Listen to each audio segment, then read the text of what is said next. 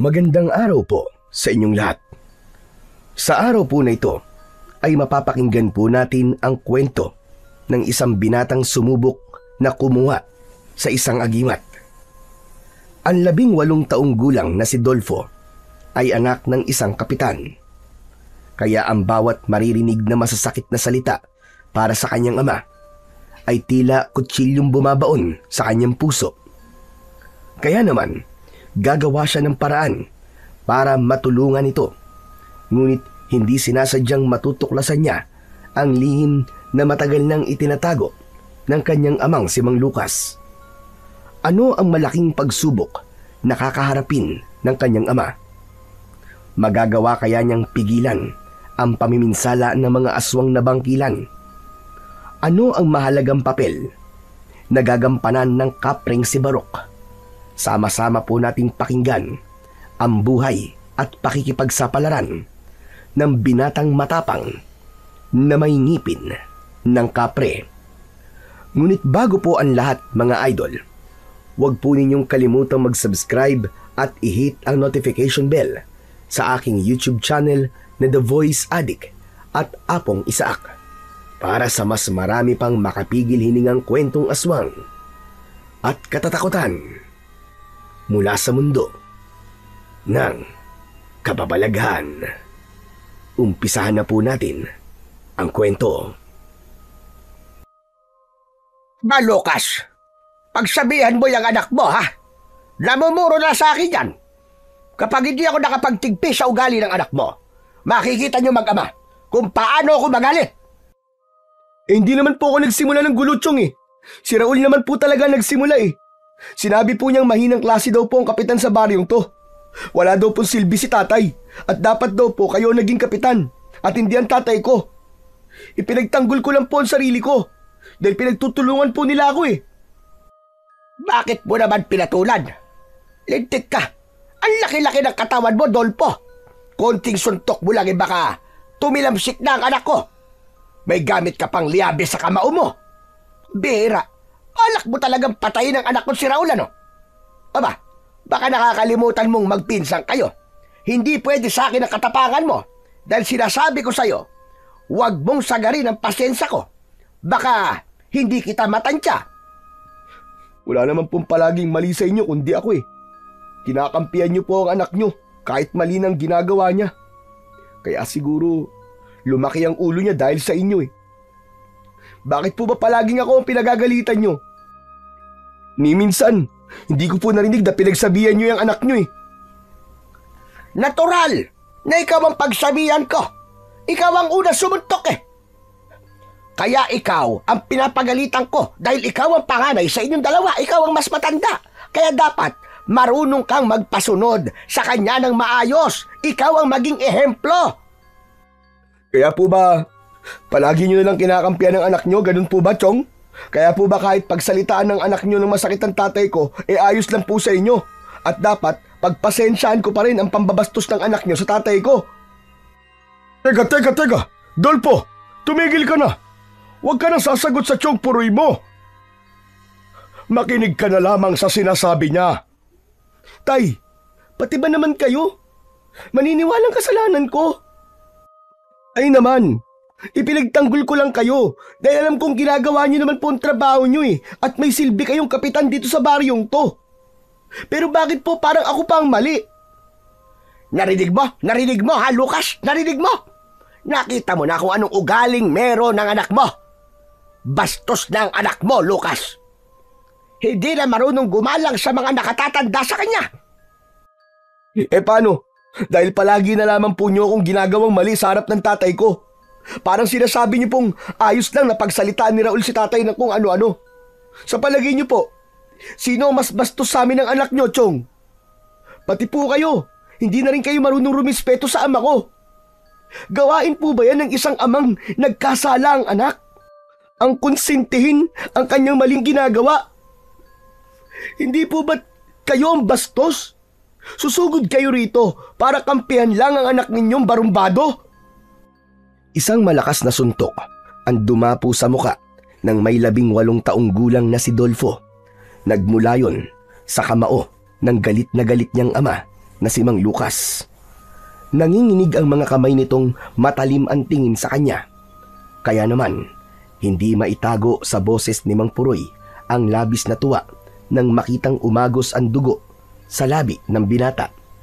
Masaya itong nasaktan na naman siya ng kanyang ama, habang ang kanyang amang si Mang Lucas ay tila nabigla sa ginawa at hindi na nakapagsalita. Lumikot ang mga mata nito na hindi makatingin kay Dolfo. Ganyan nga! Ganyan ang tamang pagsisweto sa anak. Nakakahiya bilang isang kapitan na magpatupad ng batas kung ang mismong anak naman ang laging pinagsisimulan ng gulo. Palalampasin ko ang araw na ito. Pero sa susunod, nasasaktan mo ulit ang anak ko si Raul. Ikaw, Dolpo, ang magpapagamot sa pinsan mo. Tandaan mo yan. At ikaw naman, Lucas, ayusin mo ang trabaho mo nang hindi ka hinahanapan ng trabaho ng anak ko. Kung tutusin tama naman ang sinasabi niya. Wala ka naman talagang silbing kapitan.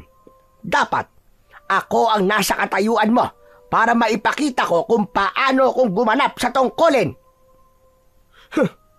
Ang galing naman po ninyong magsalita, Chong.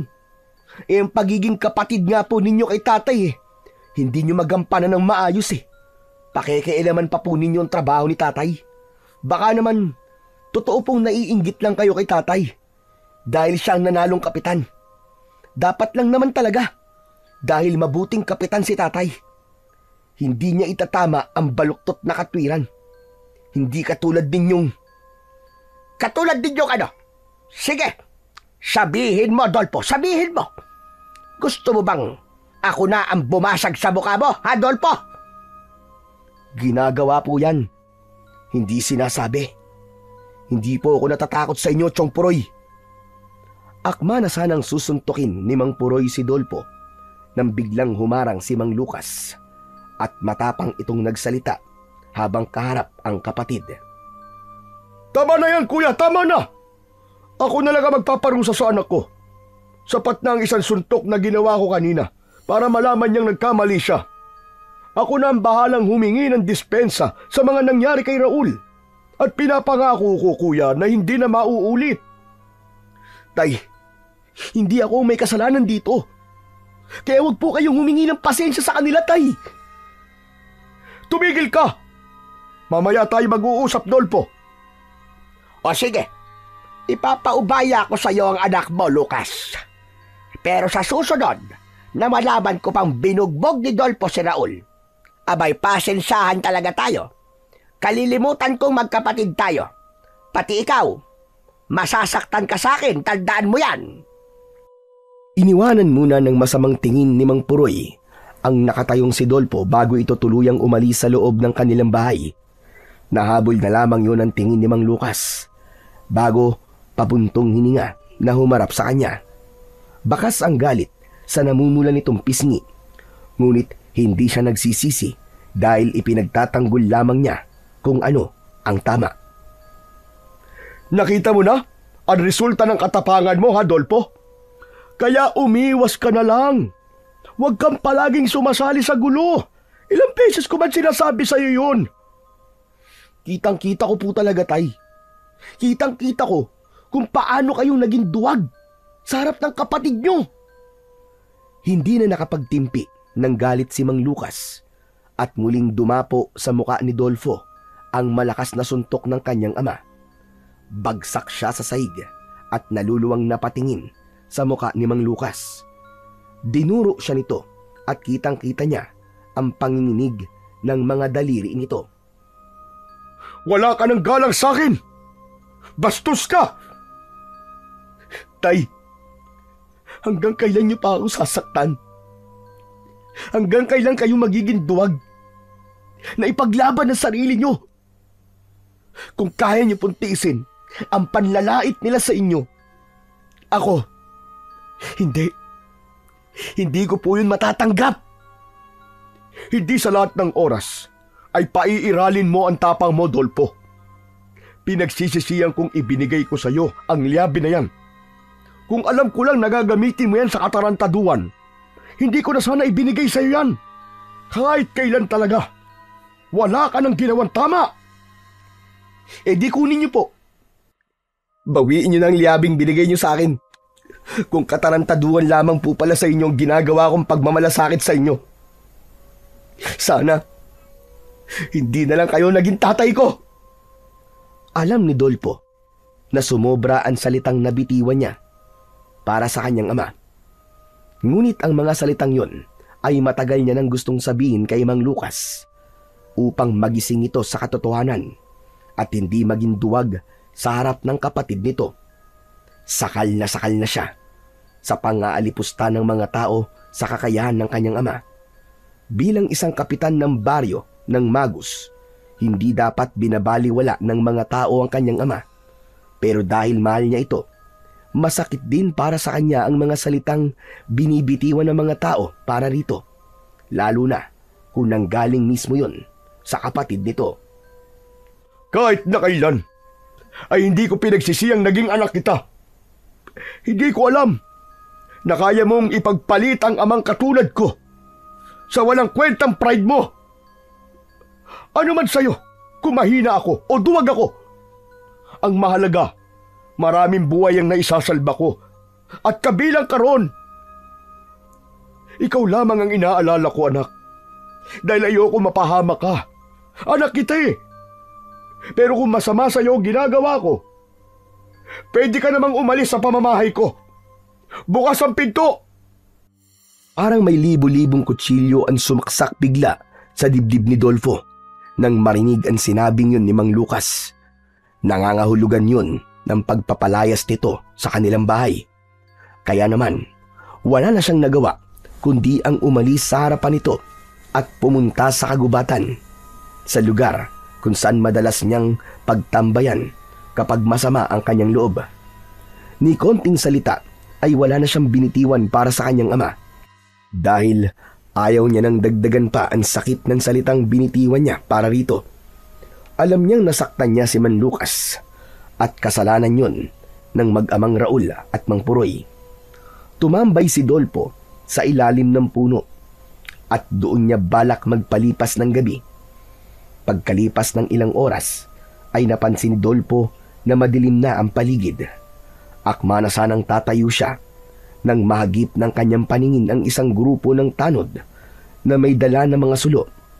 Alam niyang yun ang oras ng pagroronda ng mga tanod ng kanyang ama.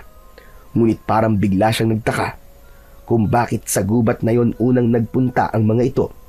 Kaya naman, dala ng kanyang kuryosidad, sinundan niya ang mga ito habang nakatanaw sa kanyang ama na namumuno sa paglalakad. Nagpalipat-lipat siya sa mga punong nadadaanan niya. Maya-maya pa ay tumigil ang mga tanod at si Man Lucas sa paglalakad. Sa tapat yon ng isang lumang kubo. Nagpalinga-linga muna sila sa paligid. Mas lalong nagtaka ang binata sa napapansing kakaiba sa mga ginagawa ng tanod ni Man Lucas. Habang kinakabahan siyang nagmamatsyag sa mga ito, ay saglit niyang inihanda ang kanyang liyabe na palaging nasa loob ng kanyang bulsa.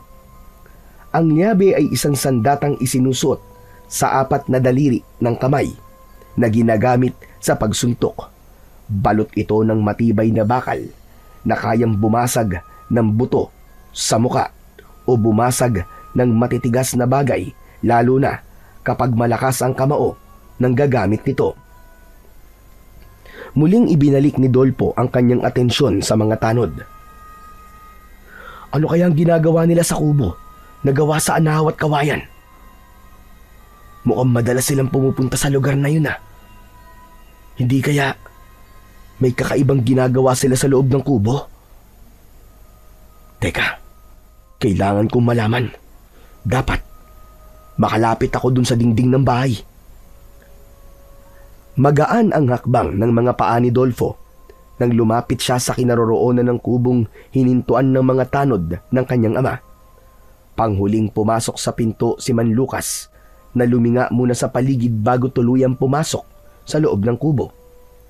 Sa likod pumwesto si Dolfo habang nakasilip siya sa siwang ng kawayang dingding ng kubo at maingat siyang nakinig sa mga pinag-uusapan ng kanyang ama at ng mga tanod nito. Palagi kayo magmatsyag sa paligid. Ayokong madagdagan pa ang mga namamatay sa baryong ito. Ikaw, Daniel, magbantay ka sa labasan nitong gubat. Mag-iingat kayo. Kapag nakalabas ito, malaking gulo ang ating kakaharapin. Tiyak na magkakagulo ang mga tao. Mula sa maliit na siwang ng dingding ay malinaw na nakikita ni Dolpo ang mga nangyayari sa loob. Pati na ang bakas na takot at pag-aalala sa mukha ng kanyang amang si Mang Lucas. Malinaw din niyang nakikita ang ilang mga tanod na tahimik lang na nakikinig sa sinasabi ng kanyang ama. Tila ba baliwala rito na hindi siya umuwi. Saglit pa siyang nakinig nang makitang tumayo sa pagkakaupo ang tinatawag nitong si Daniel. Sa grupo ng mga tanod ng kanyang ama, ito ang pinakamasipag sa trabaho at kinakatakutan dahil sa husay sa pakikipaglaban. Palagi itong may dalang yantok, kaya naman ay iniiwasan na ito ng mga sanggano sa kanilang lugar. Siya lamang ang bukod tanging hindi nito pinapakialaman dahil nga sa kapitan nga ang kanyang ama. Sinabi ni Daniel na hindi na nila mababantayan ang bawat galaw ng mga nilalang dahil masyado na raw marami ang kalaban. Sa tingin nito ay kailangan ng malaman ng tao na may problemang nangyayari sa kanilang baryo. Sa pagkakataong yon ay biglang kinabahan si Dolpo. Tila may matutuklasan siyang lihim ng kanyang ama. Kaya naman, mas lalo niyang idinikit ang kanyang tenga sa dingding ng kubo upang mas lalo niyang mapakinggan ang sasabihin ng kanyang ama tungkol sa mga nasabi ni Daniel. Hindi pa ito tamang oras. Ako mismo ang magsasabi. Tila hindi nagustuhan ng isang tanod ang sinabi ni Man Lucas. Kung hindi siya nagkakamali, si Mang Fernando ang lalaking tila galit sa kanyang ama. Ito naman ang tumayo at nagpaliwanag ng mabuti. Sinang-ayunan nito ang sinabi ni Daniel. Kailan pa daw sasabihin sa mga tao? Kapag daw ba naubos na ang mga tanod dahil sa pagbabantay sa nilalang na unti-unting sumasakop sa kanilang baryo? Kaya naman, napapaisip si Dolpo kung ano nga ba ang pinag-uusapan ng mga ito. Dahil kinailangan pa nitong magtago at pasikretong magsagawa ng pagpupulong tungkol sa nilalang na hindi naman binabanggit ang pangalan. Tila iniiwasan ng mga ito na sabihin kung ano ang pangalan ng nilalang na namiminsala sa kanilang baryo. Pambihira na yan. Ano ba kasing pinag-uusapan nila? Ang tagal naman nilang sabihin kung ano ba ang nilalang na yun. Bulong sa sarili ni Dolfo habang nananatili siyang nakikinig sa mga pinag-uusapan ng mga tao sa loob. Maya-maya pa ay umalingaw-ngaw ang boses na galit ng kanyang ama. Sa pagkakataong yun, nakatayo na ito at matalim ang tingin kina Daniel at Mang Fernando. Sinasabi ba ninyong ipapaalam na natin sa mga tao ang tungkol sa mga aswang na bangkilan? Naiisip ba ninyo na biglang magkakagulo at lalong sasalakay ang mga aswang sa baryong to? Kaya ba nyo ang pagdagsa ng maraming tao? Maniniwala kaya sila? Kung masasagot nyo ang sinasabi ko, hahayaan ko kayong ibalita ang bagay na yan sa mga tao. Matagal nating ginagawa to. At kahit papano, tahimik pa rin tayong namumuhay. Nanlaki ang mga mata ni Dolpo sa kanyang mga narinig mula sa boses ng kanyang ama. Kaya naman, hindi siya makapaniwalang may malalang problema palang kinakaharap si Mang Lucas. Dati niya nang naririnig ang tungkol sa aswang na bangkilan. Ngunit hindi naman niya alam na totoo silang mga aswang na maaaring magdulot ng kaguluhan sa kanilang lugar. Pagkatapos mapakinggan ni Dolpo ang usapan ng mga ito, ay tahimik siyang naglakad at umalis sa lugar na yun habang hindi mawala sa puso ang kanyang pag-aalala para sa kanyang ama. Huwag po kayo mag-alala, Tay. Tutulungan ko po kayo. Kahit na pinalayas niyo ako sa bahay, Hindi ko po hahayaang mapahamak kayo sa pagsugpo sa mga aswang na patuloy na gumagambala sa baryo natin. Teka, batay sa pag-uusap nila, parang may namatay na. Matagal na napahinto sa paglalakad si Dolpo. Hindi niya maipaliwanag ang pag-aalalang nararamdaman niya. Pakiramdam niya ay meron ng namatay dahil sa aswang. Kitang-kita niya ang galit sa mga mata ng dalawang tanod kanina, kaya malakas ang kutob niyang marami na ang napapahamak. Saglit na nagpahinga si Dolpo sa ilalim ng puno.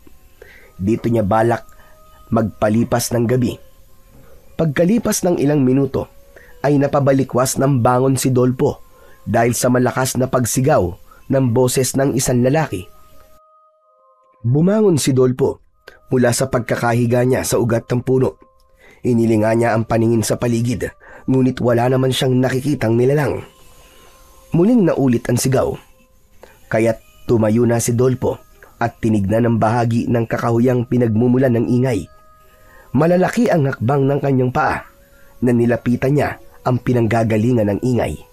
Habang papalapit siya sa kinaroroonan ng kaluskos, ay tumambad sa kanyang paningin ang kalunos-lunos na sinapit ni Daniel. Hindi na siya nakagalaw nang makitang nagkikikisay ang katawan nito habang nakahiga sa lupa. Nakatirik ang mga mata habang nilalapa ng nilalang na nakatalikod sa kanya. Winawakwak ng nilalang ang tiyan ng tanod na si Daniel. Saka dinukot ang laman loob at sinibasib ng walang humpay. Tila gutom na gutom ang nilalang. Nawala ang tapang ni Dolpo at nanigas ang kanyang mga tuhod. Dinig na dinig niya ang paghigop ng nilalang sa dugo ni Daniel. Kaya napaatras si Dolpo, ngunit natapakan niya ang isang sanga ng puno ng santol. Kaya naman, lumikha yun ng ingay na naging dahilan ng pagtigil ng nilalang sa ginagawang paglantak sa katawan ng kaawa-awang biktima. Humarap ang aswang sa kanya habang nasa kamay pa nito ang laman loob na nakuha sa tiyan ni Daniel. Sa bibig ay kagat pa nito ang tila naghihibot-hibot na puso ng kaawa-awang biktima. Bumilis ang tibok ng puso ni Dolpo dahil sa labis na takot. Huwag! Huwag ka lalapit! Mapupula ang mga mata ng nilalang habang magulo ang buhok. Makintab ang balat at ang malalagari nitong mga ngipin ay nakalitaw na may bahid pa ng dugo mula sa kinain nito. Kung hindi siya nagkakamali, ito ang nilalang na pinag-uusapan ng kanyang ama at ng mga tanod nito. Ito ang aswang na bangkilan. Ito rin marahil ang madalas na napapabalitang kumakain ng mga alagang hayop sa kagubatan. At kapag natatagpuan, ay wakwak ang tiyan habang nawawala ang laman loob. Kaya naman, pakiramdam ni Dolpo ay para siyang nakaharap kay kamatayan dahil sa itsura nitong malademonyong anyo. Idagdag pa ang dalawa nitong pangil na kasintulis ng dulo ng kutsilyo. Gumapang ang takot sa buo niyang katawan, kasabay ang paghakbang nito papalapit sa kanyang kinatatayuan, ang paglabas naman ng malaahas nitong dila. Pinagpawisan ang kanyang kamay nang may hawak na liabe. Tila hindi niya yun magagamit dahil sa labis na pagkabigla. Lumayo ka sa akin! Huwag mo akong sasaktan! Lumayo ka sa akin! Imbis na lumayo ang aswang, ay sinugod nito si Dolfo habang umangil ng malakas na parang isang tunog ng isang asong nauulol. Nagsipagtayuan ang mga balahibo niya sa katawan at mabilis na tumakbo papalayo sa aswang na humahabol sa kanya. Desidido itong patayin siya, kaya kahit madilim ang paligid ay sinikap niyang makapagtago sa makapal na damuhang nadadaanan niya. Saktong nakalubog siya sa malalapad na dahon nang dumaan sa kanyang harapan ang umuugong na aswang. Panay ang linga nito sa paligid. Sa daming lugar na pinagtitigilan nito ay doon pa sa kanyang tapat kung saan siya nagtatago. Halos marinig niya ang malakas na kaba ng kanyang dibdib. Mabuti na lang at maliwanag ang sikat ng buwan kaya malinaw niyang naaaninag ang daan. Tila napapahiya siya sa kanyang sarili dahil sa pagkakataong yun ay bigla siyang naging duwag. Matagal na namalagi ang aswang na bangkilan sa tapat niya bago tuluyang umalis at tumakbong nakabaluktot papalayo sa kinaroroonan niya. Tiniyak na muna niyang nakaalis na ito bago siya lumabas sa kanyang pinagtataguan. Pero nagulat na lamang siya nang biglang may dumakot sa kanyang leeg na malaking kamay. Umangat ang kanyang mga paa sa lupa. Halos mahabol niya ang kanyang hininga habang sinasakal siya ng aswang. Hindi na paghandaan ni Dolpo ang pag-ikot ng aswang para siya ay hulihin. Ngunit dumating ang isang matandang lalaki. Umalingaw-ngaw sa katahimikan ng gabi ang malakas na boses ng matanda. Bitiwan mo, binatang yan, halimaw ka! Kundi, ako mismo ang papatay sa'yo! Hindi ako magdadalawang isip na paslangin ka at itapon ang katawan mo sa ilog para ipakain sa mga alaga kong buhaya! Sige, pumorma ka! Tulungan niyo ako! Tatang, tulungan niyo ako! Halos umangat ang paa ni Dolpo sa lupa habang sakal pa rin siya ng nilalang. Napakabaho ng hininga nito na para bang babaliktad na ang kanyang sikmura. Hindi niya matiis ang amoy ng nabubulok nitong hininga, lalo na nang itapat nito ang mukha niya sa bibig nito at sumigaw sa kanyang mukha. Halatang galit na galit ang aswang na parang ayaw siyang pakawalan. Naramdaman niya ang pagbaon ng kuko sa kanyang leeg. Pumapalakpak ang matanda na sa tingin niya ay edad 70 taong gulang para agawin ang atensyon ng aswang. Saka itinutok ang pana na hinugot naman sa nakasukbit nitong bag na gawa sa uway. Kaya lang, sa halip na matakot ang aswang na bangkilan ay lalong humigpit ang pagkakasakal ng kamay nito sa leeg ni Dolpo. Wala nang nagawa si Dolpo kundi gamitin ang kanyang liyabe sa kamay niya. Ubod lakas niya itong sinuntok sa muka, ngunit hindi man lang nito ininda ang lakas ng pagkakasuntok niya. Ngumisi lamang ito na nagpalabas sa malalagari nitong mga ngipin. Hindi siya nito pinakawalan, sa halip mas lalo itong naging agresibo na parabang mas lalo siyang gustong patayin. Naramdaman din niya ang malagkit na dugo sa kanyang leeg na nanggaling sa dugo ng katawan ng pinatay nitong si Daniel. Hindi mo ba talaga siya papakawalan? O papatayin na kita gamit ang pana ko? Ano? Hindi mo talaga bibitiwan ang binatang yan? Bibilang ako ng 3. 1, 2.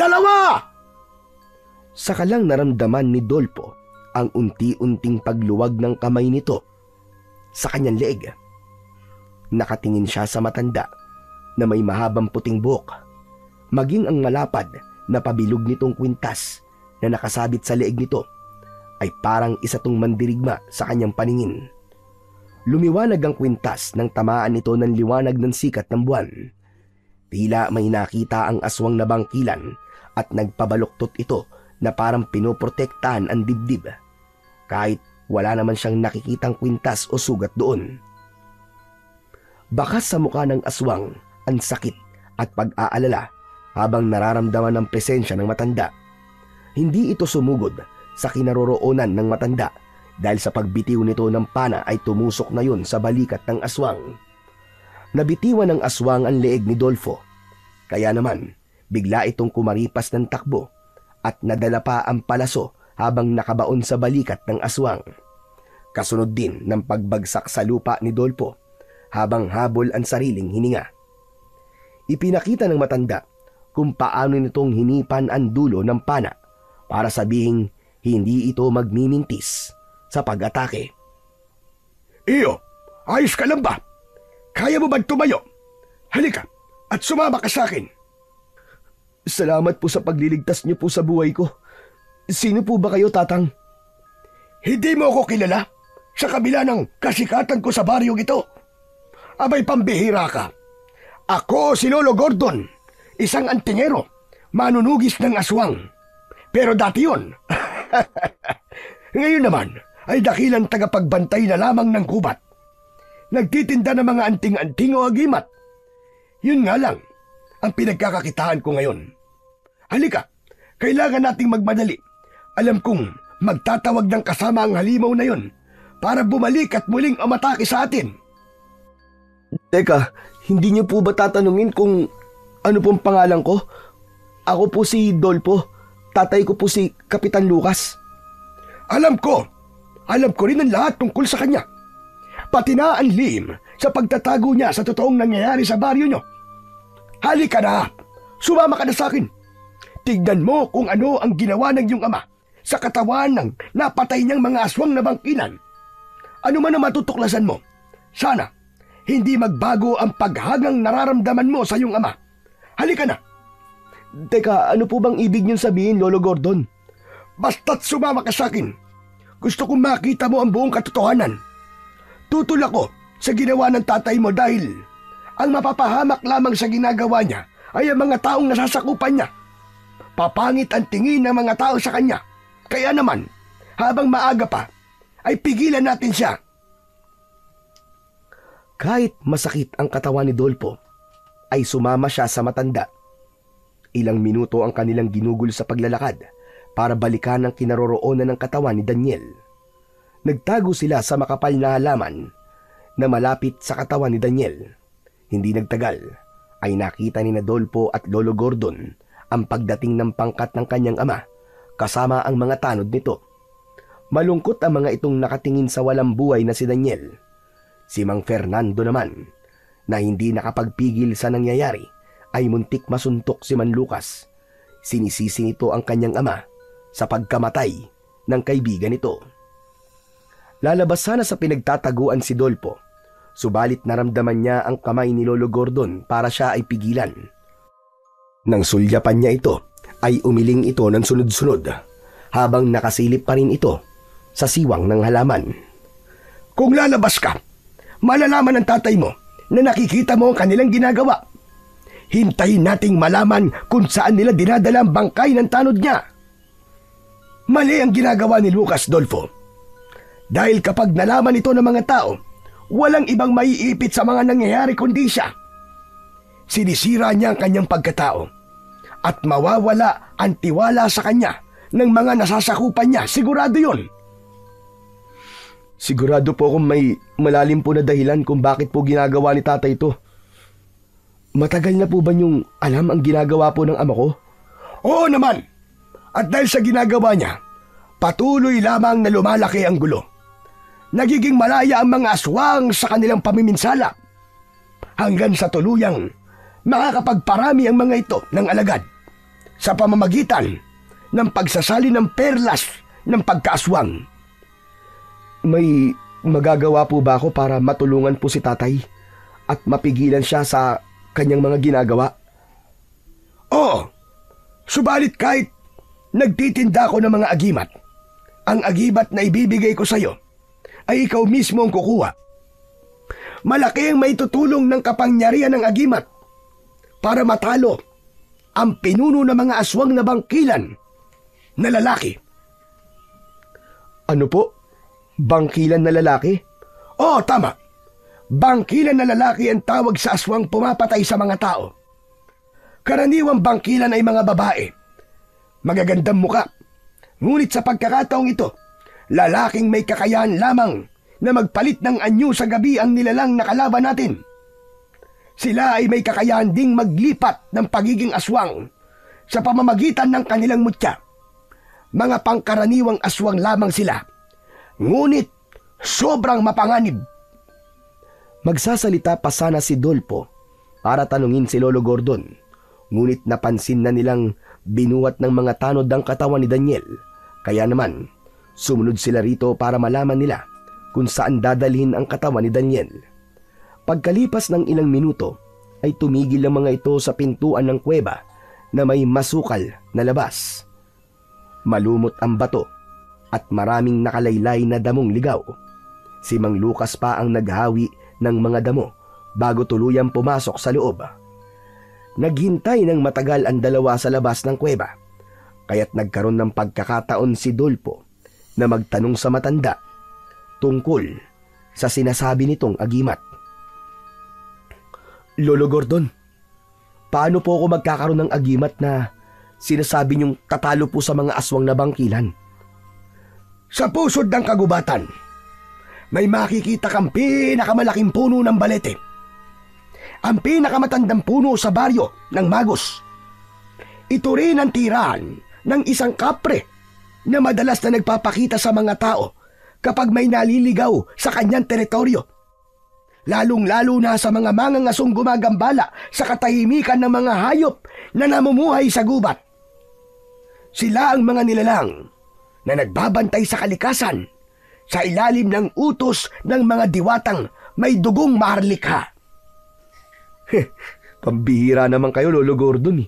Muntik na po ako maniwala sa inyo tungkol sa agimat . Mabuti na lang at binanggit nyo ang kapre at diwata. Nalaman ko tuloy na pinaglolo ko nyo lamang pala ako. Pasensya na po, pero seryoso po ako sa tanong ko, Lolo. Aba, hindi ka ba naniniwalang may kapre sa baryong to? Pambira itong batang ire. Kahit bata nga alaman tungkol sa kapre. Saka mo na ako husgan kapag nakita mo na ang sinasabi kong pinakamatandang puno sa baryo natin. Bihira kang lalaki ka, oo. Ikaw na nga ang tinutulungan. Ang dami mo pang sinasabi. Sige na po, hindi ko na po kayo kukontrain. Ano bang klaseng agimat po ang matatagpuan po dun sa puno ng balete? At bakit po may kapre pa? Siyempre, dahil ang kapre mismo ang kailangan mong labanan para makuha mo ang ngipin niya. Kaya naman, kakailanganin mong labanan ng kapre. Kailangan ng buong tapang bago humarap sa nilalang na yun. Lolo, kung totoo pong kapre ang kailangan kong labanan para sa ngipin, aba, hindi po ba't sila mga nilalang na may malalaking katawan? Tapos po yung braso parang mga nagbubuhat. Baka po ikamatay ko yun. Problema mo na kung paano ka makakakuha ng kanyang ngipin o kung paano mo siya malalabanan at maiisahan nang hindi ka masasaktan. Tandaan mo, Dolpo, may paniniwala ang matatanda na ang mga kapre ay kumakain ng tao. Kaya mag-iingat ka. Pambira naman kayo, Tatang. Tinatakot niyo naman ako . Hoy! Hindi kita tinatakot. Inasabi ko lamang sa'yo na mapanganib ang pagkuha sa agimat na yun. Kaya naman, pag-isipan mo munang mabuti.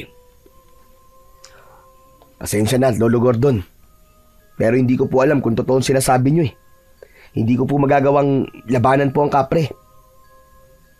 Gawin mo para kay Lucas. Para po kay tatay. Kailangan ko pong gumawa ng paraan kung paano siyang matutulungan. Sige, gagawin ko na po. Lalabanan ko po ang kapre para makuha ko ang kanyang ngipin. Kahit ba nagsisinungaling siya at nakita mo ang kanyang ginagawa? Ang totoo po, masama po ang loob ko dahil sa mga nalaman ko. Lalo pat pinalayas ako ni tatay sa bahay nang dahil lamang sa kapatid niya. Kung ako ang tatanungin, siguro ay may dahilan si Lucas kung bakit niya yung ginawa sa'yo. At kung hindi ka naman naglayas, hindi mo sana matutuklasan ang lihim niyang ito, hindi ba? Ang kailangan ng tatay mo, tulong at isang taong magsasabi sa kanya na kailangan ng malaman ng mga tao ang tungkol sa mga aswang. Ano ba ang ikinakatakot niya? At ano rin ba ang ikinakatakot mo, Dolpo? Ang labanan ng kapre? O hayaang mapahamak ang tatay mo? Hindi nakapagsalita si Dolpo dahil binalot na ng pag-aalala ang kanyang dibdib. Maya-maya pa ay narinig niya ang ingay ng mga tanod sa paglabas ng mga ito sa kuweba. Kasunod ang isang babaeng umiiyak na sa tingin niya ay sinundo ng dalawang tanod. Yun ang katotohanang nasaksihan nilang dalawa ni Lolo Gordon, ang makitang naghihinagpis ang pamilyang nauulila ng dahil sa aswang na bangkilan. Diyan sa kuwebang yan, inililibing ang mga nabibiktima ng aswang na bangkilan. Kung hindi ko kilala si Lucas, marahil iisipin kong pinoprotektahan niya ang mga aswang. Ginagawa ito ng iyong ama para sa ikabubuti ng mga taong nasasakupan niya. Ngunit para sa akin, para itong pagtataksil. Tila may tinik na bumara sa lalamunan ni Dolfo nang marinig niya ang sinabi ni Lolo Gordon. Gustuin man niyang isipin na marahil ay malinis ang hangarin ng kanyang ama. Ngunit sa makakakita namang katulad nila ay iba ang iisipin nilang dahilan tungkol sa ginagawa nito. Maya-maya pa ay umalingaw-ngaw na ang hagulgol ng iyak ng isang babaeng nawalan ng asawa. Si Aling Susan ang babae, asawa ni Daniel, at may naulila itong sanggol na halos 5 buwang gulang pa lamang. Naipon ang galit sa dibdib ni Dolpo, kaya bigla niyang kinausap si Lolo Gordon. Lolo Gordon, saan ko po matatagpuan ang pusod ng gubat at ang kinaroroonan ng matandang punong kahoy? Kung ganon, gagawin mo na ang sinasabi ko. Naniniwala ka na bang totoong may kapre, iyo? Kailangan ko pong maniwala at gumawa ng paraan kung paano mapipigilan ang namiminsalang mga aswang. Pagkatapos ng nangyari sa akin kanina, tama lang po na may gawin akong hakbang para kay tatay. Malakas ang paniniwala kong magtatagumpay ka, Dolpo. Kaya't sasamahan kita. Ituturo ko sa iyo ang kinaroroonan ng kapre. Subalit, kailangan mong maging maingat sa paglapit sa nilalang na yon. Mapanganib ang mga nilalang na may angking kakayahan na hindi katulad sa isang pangkaraniwang tao. Yan ang pakatatandaan mo. Ngayon na po tayo pumunta ron, Lolo Gordon. Nakahanda na po akong lumaban at ibuwis ang buhay ko. Makuha lamang po ang ngipin ng kapre. Gusto kong malaman kung totoo po ang sinasabi niyong agimat. Magtitiwala po ako sa inyo. Kung ganon, sumama ka sa akin. Maglalakad tayo ng 2 oras papunta sa loob ng gubat na sinasabi ko. Tama-tama. Maliwanag at bilog ang buwan. Madali nating mahanap ang kinaroroonan ng puno ng balete. Maingat na umalis sa pinagtataguan sina Lolo Gordon at Dolfo. Tinahak nila ang daan papunta sa pusod ng kagubatan. Ang pusod ng kagubatan ay kadalasang matatagpuan sa lugar na halos punong-puno ng mga nagtataasang punong kahoy at napapagitnaan ng 2 ilog. Ilang mga palatandaan nito ay ang direktang nasisikatan ng liwanag ng buwan o kahit ng sikat ng araw. Pagkalipas ng 2 oras ay narating nila ang lugar na sinasabi nga ni Lolo Gordon. Bakas sa puno ang pagiging matandang kahoy nito. Subalit hindi sila lumapit. Pinag-aralan nila ang paligid at nagtago sa makapal na halaman. Mula sa kanilang pinagkukublian ay natanaw ni Dolpo ang nagbabagang apoy sa itaas ng puno ng balete. Lolo Gordon, ang nagbabagang apoy po sa taas ng puno, iyon po ba yung sinasabi niyong kapre? Hindi, Dolpo. Kundi yan ang tabako ng kapre. Indikasyong gising pa siya at nagbabantay sa kagubatan. Kaya konting pagkakamali lang natin ay hahabulin niya tayo at dudurugin sa pamamagitan ng kanyang malalaking paa. Kaya maghintay na muna tayo rito at mag-isip ng tamang pagkakataon para umatake. Ihanda mo ang liabi mo. Magagamit mo yan laban sa kanya. Pinagmasdang mabuti ni Dolfo ang kapre sa itaas ng puno, pati na ang makapal na usok na lumalabas sa bibig nito.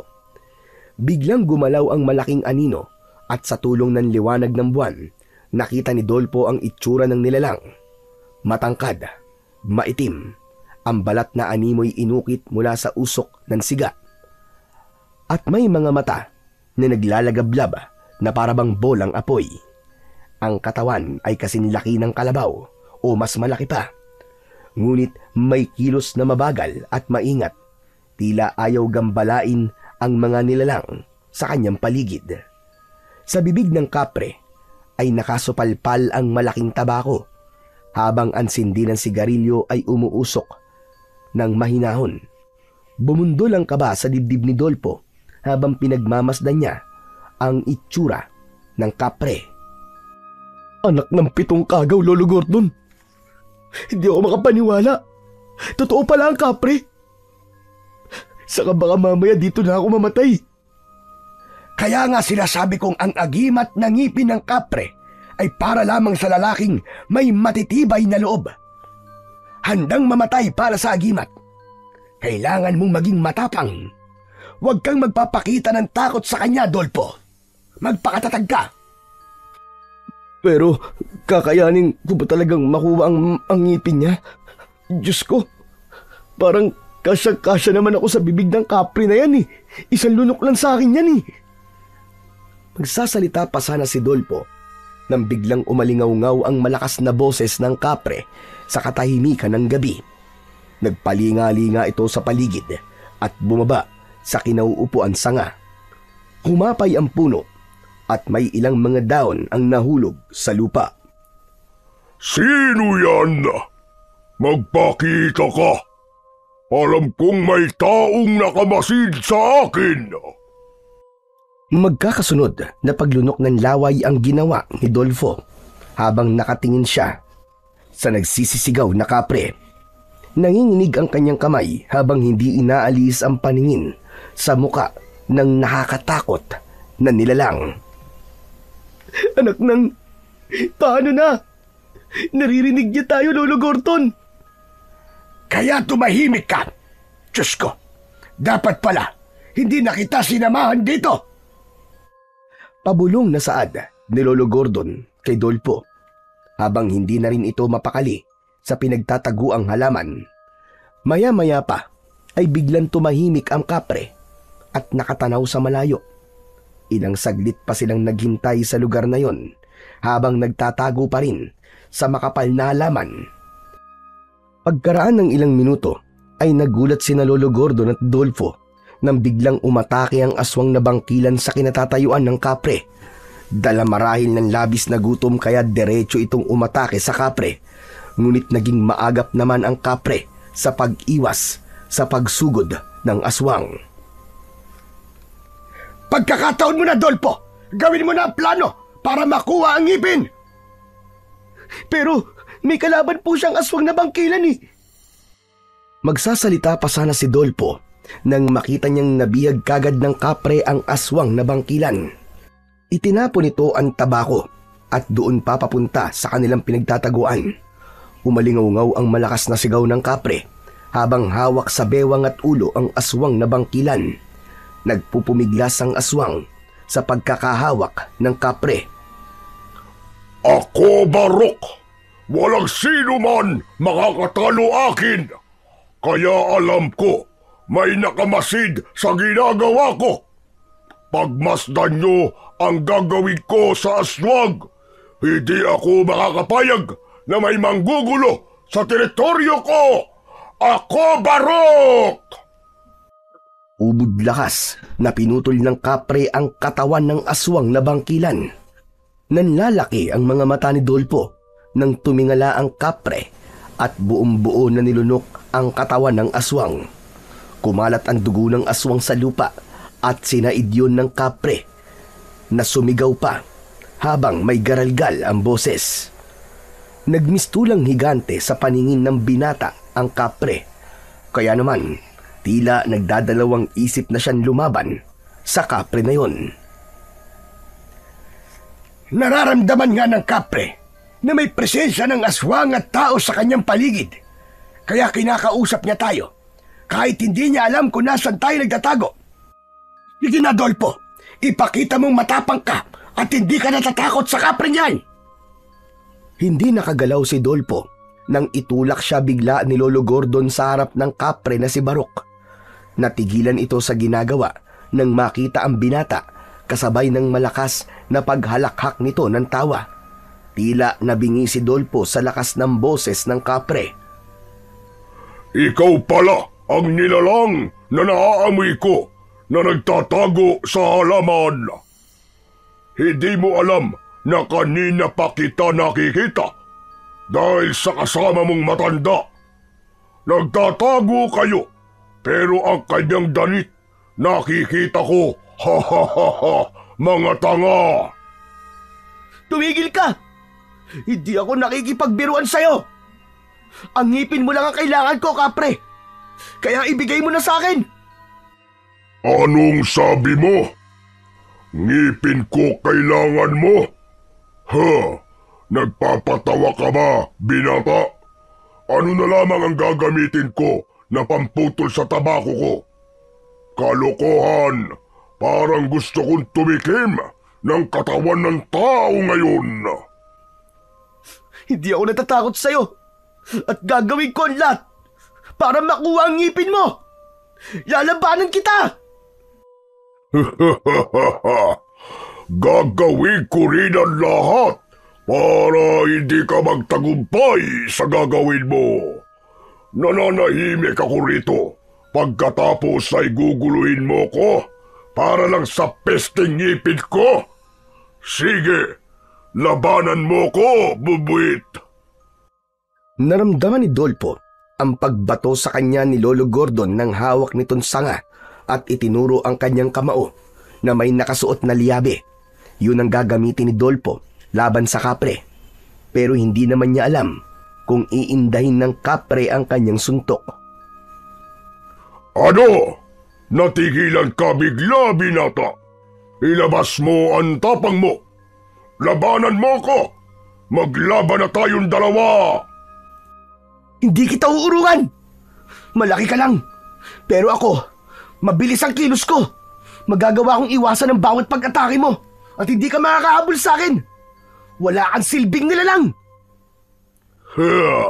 Ako? Walang silbing nilalang? Nakita mo ba ang ginawa ko sa aswang kanina? Oo! Tama ang narinig mo. Talagang wala kang silbing nilalang. Dahil may magagawa ka naman pala para pigilan ang namiminsalang mga aswang na bangkilan dito. Pero wala kang ginagawa para pigilan sila. Dahil nga wala kang silbi. Isa kang malaking duwag. Ang laki mo lang, pero wala kang pakinabang. Tuluyan ng gumana ang plano ni Dolpo nang makita ang reaksyon sa muka ng kapre. Sinisira niya ang atensyon nito at ginugulo ang isip ng kapre. Kaya nang magbuhat ito ng malalaking kahoy at naihampas sa kanya ay nailaga niya yon at nagpalipat-lipat sa mga puno habang si Lolo Gordo naman ay lumayo sa lugar ng kanilang pinaglalabanan. Muling naghagis ng kahoy ang galit na kapre, ngunit naiwasan yon ng binata. Talagang ginagalit mo ko! Bakit? Totoo naman ah! Wala kang silbi. Sarili mo lang ang iniisip mo. Wala kang ginagawa para tulungan ng mga tao. Kailangan ko lang ng mga ngipin mo nang mapigilan ko ang paggasik ng lagim ng mga masasamang nilalang dito sa baryo. Sayang lang ang pagiging kapre mo at ang sukat mo. Hindi mo naman nagagamit ng tama. Tumigil ka! Papatayin kita! Iniangat ng kapre ang paa nito para sana tapakan si Dolpo. Subalit nakaiwas siya.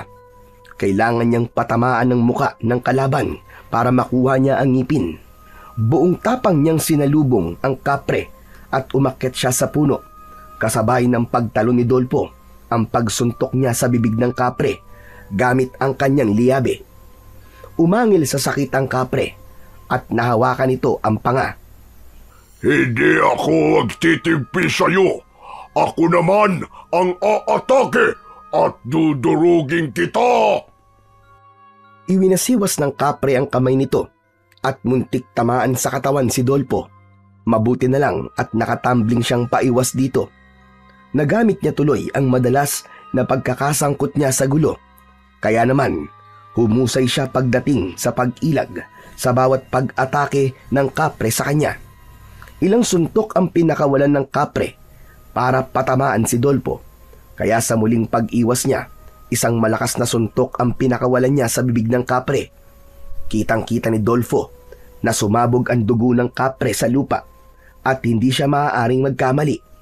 May kasama yung ngipin ng kapre. Kahit pagod na siya, ay sinikap niyang makuha ang ngipin nito sa lupa. Galit na galit ang kapreng si Barok sa ginawa ni Dolfo. Hindi maaari. Ibalik mo ang ngipin ko. Magbabayad ka. Isipin mo na lang na dito ka magkakaroon ng silbi. Takbo, Dolfo! Tumakbo ka na! Naramdaman ni Dolfo ang kamay ng matanda na humila sa kanyang kamay para tumakbo. Halos hindi lumapat ang mga paa ng dalawa sa lupa. Pero hindi nagtagal ay napansin ni Dolfo na nakatayo lamang ang kapre habang hinahabol sila ng tingin. Ni hindi ito umalis sa pagkakatayo at hawak ang bibig na nasaktan. Sandali lang, Lolo Gordon! Hindi na po siya umabol sa atin! Ano? Pero bakit kaya? Tuluyang tumigil sa pagtakbo sina Dolfo at Lolo Gordon. Mula sa kanilang kinatatayuan ay nakita nilang tumalikod na ang kapre at bumalik sa sanga ng puno ng balete. Parang walang nangyaring nahiga ito sa malaking puno at natulog. Nagkatinginan silang dalawa ng matanda. Nakuha mo ba ang ngipin ng kapre, Dolfo? Binuksan ni Dolfo ang kanyang palad at tumambad sa kanilang paningin ang malaking ngipin ng kapre. May nakadikit pandugo at lupa sa kanyang kamay. Bumakas ang tuwa sa mga mata ni Lolo Gordon. Magaling! Nagtagumpay ka, Dolfo! Binabati kita! Pero kung hindi po dahil sa inyo, wala po ako makukuhang agimat. Salamat po talaga at pinilit niyo akong maniwala sa inyo. Kaya tamang sumubok muna bago umusga. Simula ngayon ay ikaw na magtataglay ng kapangyarihang kasing lakas ng kapre.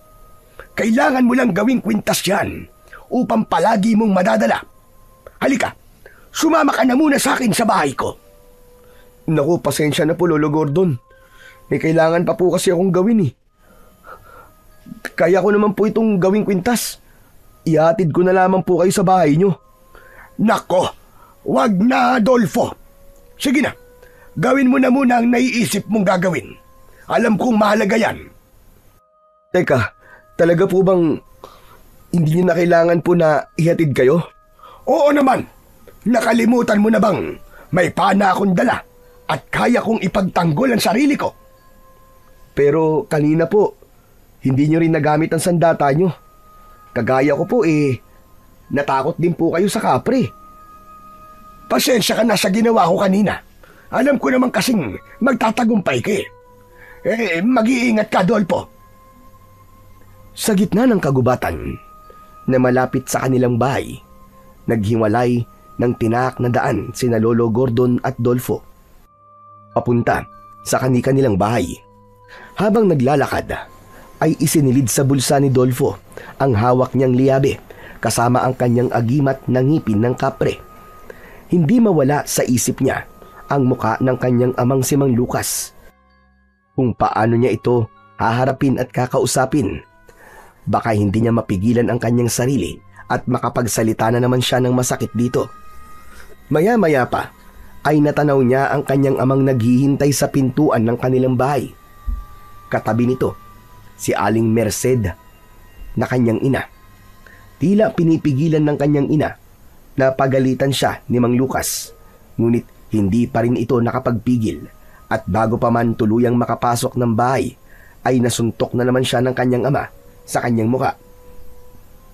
Kaya napailing ang kanyang muka sa direksyong kinatatayuan ng naluluwa niyang ina. Lintik ka talaga! Umuwi ka pang hayop ka? 4:00 na madaling araw. Sabihin mo nga, nagre-rebelde ka ba ha? Sumagot ka, Dolfo! Kinakausap kita! Sa halip na sumagot, ay diretsyong pumasok sa loob ng bahay si Dolfo. Kaya naman, mas lalong namula sa galit ang kanyang ama. Kaya't pinigilan na ito ni Aling Merced. Sinalubong ni Dolfo ang matalim na tingin sa kanya ni Mang Lucas. Magsalita ka! Bakit hindi ka magsalita? Lalabang ka na ba, Adolfo? Matigas na ba ang buto mo? Kaya ka nagkakaganyan? Isang matalim na tingin ang isinukli ni Dolfo para sa kanyang ama. Tuluyan na ngang Hindi napigilan ni Dolpo ang kanyang sarili at napalakas din ang kanyang boses habang direktang nakatingin sa mga mata ng kanyang ama. Talaga po bang gusto niyo ako magsalita, Tay? Talaga po bang handa niyong marinig ang mga sasabihin ko sa inyo? Ano bang pinagsasasabi mo? Buong buhay ko, Tay. Wala akong ibang hinangad kundi ang marinig sa inyo na ipinagmamalaki niyo ako. Na ang bawat gagawin ko ay tama para sa inyo, Tay. Pero kanina lang po, nawala ang lahat ng paghanga ko sa inyo. Bigla ako nanliit sa sarili ko. Nasabi ko na lang po sa sarili kong, tama pala ang sinabi sa inyo ni Raul. Na wala kayong kwentang, Kapitan. Abatang hayop na to ah! Sige po! Sige! Isuntok niyo ulit sa mukha ko ang kamao niyo! Hindi po ba't diyan naman kayo magaling eh? Ang suntukin ako, ang pagbuhatan ako ng kamay, ang saktan ako ng paulit-ulit. Tama na, Tay.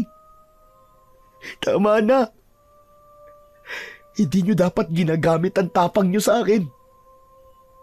Gamitin niyo ang tapang niyo sa pagharap niyo ng problema.